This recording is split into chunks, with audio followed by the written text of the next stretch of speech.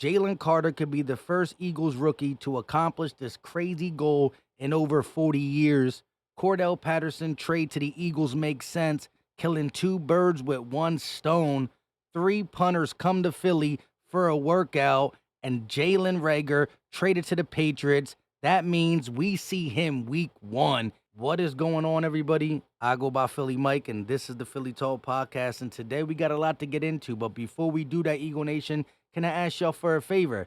Help your boy out. Hit that like, subscribe if you are new, and ding that bell. That way you don't miss none of these episodes. 9 days until we take on Jalen Reagor and the New England Patriots. And right now, we're only favored by 3.5. We are the road team. They are retiring Brady's jersey, and they did just get Jalen Reagor, but I think we should be favored by more. But let's talk about Jalen Carter first.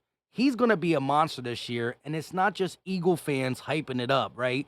The NFL understands it. They put out a vote on NFL Fox. Who's going to be the defensive player of the year? And guess who won it? Jalen Carter. Your projected 2023 defensive rookie of the year, DL Jalen Carter, as voted on by NFL on Fox fans. That's not just Eagle fans voting. The NFL understands. Great training camp, killer preseason. And did you see what he did in Georgia? Like, don't forget, he was the best prospect coming out the draft. Should have never fell to number 9. The Eagles got an absolute steal. And if you paid attention to the preseason, the Eagles treated him like royalty, like a veteran, like a guy who's going to play a lot of snaps. They bubble wrapped him. Other rookies were playing the full game, full quarters. This guy was getting one rep here, one rep there. They were treating him like he's going to be a Hall of Famer. Speaking of Hall of Famers, the last defensive lineman, JPA Football says D tackle, but the last defensive lineman to get double-digit sacks in 40 years was Reggie White. So the question is this. The Eagles haven't had a rookie D tackle / defensive lineman with double-digit sacks in nearly 40 years. Will Jalen Carter be the one to do it? Let me know in the comment section. I believe he will. His skill set is more than just rushing the passer. He can stop the run. But when you look at the rest of this Eagles defensive line, I mean, where do you focus? Jalen Carter deserves focus, but so does a big body like Jordan Davis. Fletch, don't forget Josh Sweat, double-digit sacks. Brandon Graham, double-digit sacks. Hassan Reddick was second in the NFL. And oh, by the way, we did draft Nolan Smith too. So you can't even focus on the NFL Fox voted Defensive Player of the Year, Defensive Rookie of the Year. You got to focus on this great defensive lineman that just had 70 sacks. Then you had a guy who his goal is to be Defensive Rookie of the Year. And if you get double-digit sacks, you pretty much lock that up. Because once again, last person to do it, 1985, Reggie White, over 40 years ago. Now, speaking of trades, I think we need a linebacker or somebody on the defensive side. But could Howie Roseman pick up the phone and make the call for a guy like Cordarrelle Patterson, who's probably going to be cheap? My guy Kendall Beck, who will be coming on the channel next week, we had him on last year before the Super Bowl, tweeted this in 2022, and he retweeted it again yesterday with his 2023 thoughts. Cordarrelle Patterson is the exact player Howie Roseman should be looking for. Now, he tweets it again, but in 2023, and this is what he said. The Eagles only have 4 wide receivers rostered, and they have nobody on the active roster that can return kicks / punts, both of them. Patterson's versatility would be a huge boost, and I absolutely agree with his versatility. He's not only a return man, but he does it very well. He could be wide receiver 5, punt returner, kick returner, and guess what? If we happen to get an injury in the running back room, that dynamic running back room, he can do that too. You're like, Philly Mike, why would ATL get rid of him cheap? I'm thinking a 4th-round pick. Here's why. They drafted Bijan. They already had a 1K rusher. That makes him RB3. And the simple fact is this. They need to get younger. With that quarterback, with Bijan, they could use draft capital. They're probably not going anywhere this year, so the Eagles offer a 4th, maybe a 5th. You get a kick returner, a punt returner, a wide receiver 5, and a backup to the backup running back position only if injury struck. I like it. Shout out to my guy Kendall Beck. We'll get more from him on why he believes. He has a whole list.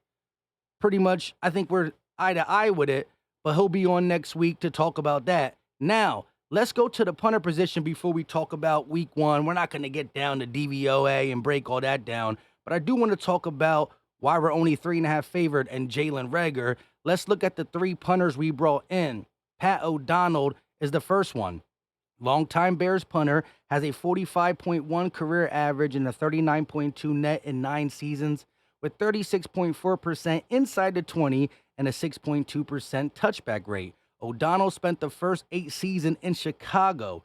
He was the holder for Cody Parkey's double doink field goal miss in 2018 wildcard game against the Eagles, but kicked for the Packers last year. O'Donnell lost a training camp punting battle in Green Bay with Ireland's Daniel W., who played this past spring in D.C., played for the D.C. Defenders in the XFL. So Pat O'Donnell is one of the guys the Eagles brought in. The second guy the Eagles brought in is Colby Wadman. He averaged 44.5 yards on 143 punts with the Broncos in 2018 and 19, but hasn't kicked in the last 3 years. He has a 38.7 career net, 35.7% inside the 20, 7.7% touchback rate. Wadman was in camp with the Washington Commanders this summer while Tress Way dealt with a minor back injury, and it looks like the Commanders are going to go with Tress Way. He's out auditioning for the Eagles' punting position. Last but not least, Blake Gilligan, who kicks these things on an island, pun intended. Former Penn State punter, averaged 47 yards on 160 punts for the Saints over the last 2 years, with a 41.7 net, a 38.1% inside the 20, and a 6.9% touchback rate. Gilligan was beaten out this summer by 30-year-old undrafted Australian rookie Lou Headley.